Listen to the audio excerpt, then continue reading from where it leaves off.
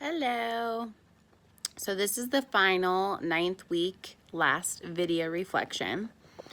And so I'm going to be answering 2 of these questions. I'm going to provide an overview of the most significant patient care experience of mine. And I'm going to describe a time management challenge and how I'll manage it differently next week. So the most significant patient care experience that I had was actually this most previous week. And it was with a lady who was very needy, you could say. I mean, and she needed to be needy because she had a lot wrong with her. But she had chronic asthma.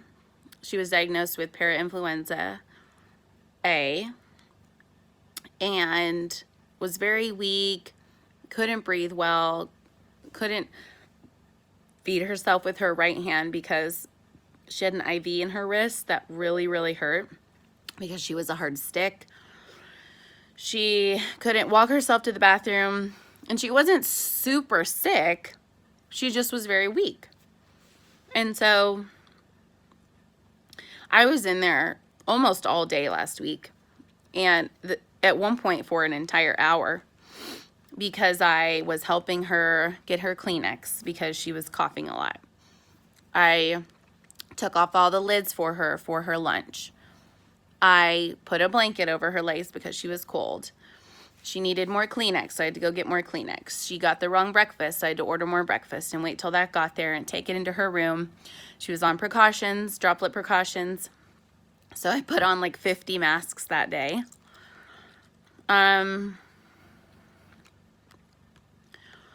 She needed her glasses. She wanted us to put her chargers away, you know, just a million things.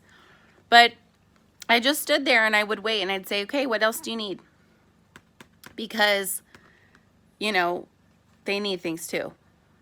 And I'm sure, and this will go along with my time management challenge because I'm going to use the same patient. Because I was in there for an hour, and I'm not the nurse, my nurse had 3 other patients.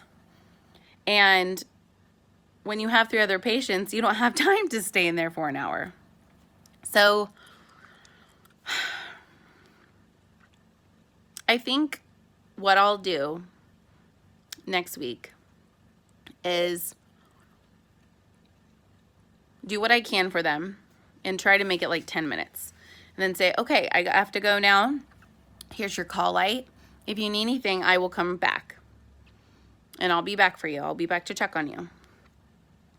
But I think maybe I need to know when to say no and when to say I have to go. Oh gosh, I think my kids are home. So I gotta make this quick. Time management is something I think I'll learn on the job when I have my own patients. It'll be really challenging. But going back to the video before of feeling valued, and the goal was to help people as much as I can and how valued I felt.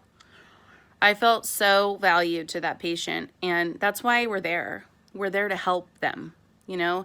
They're not an annoyance. They're human beings who are just in a crappy situation, and we're there to help them. And she thanked me, and I said, this is what I'm here for. You don't have to thank me, even though, you know, that's nice to hear. And she said, I know, but you just do it so cheerfully.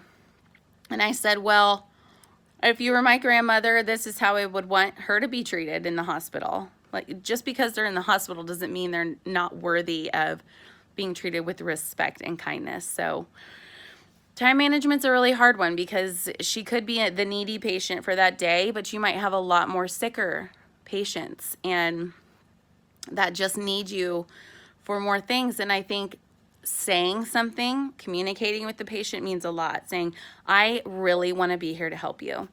And right now I can do whatever you need, but then I have to go, and here's your call and I will be back to check on you. Just reassuring them so they don't feel alone or like you're just gonna leave them, I think goes a long way.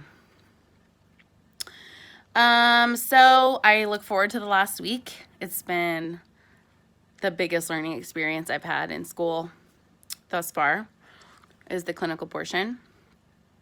And wow, I just love being there every minute that I'm there. It's really awesome. So I think that's it. Thanks.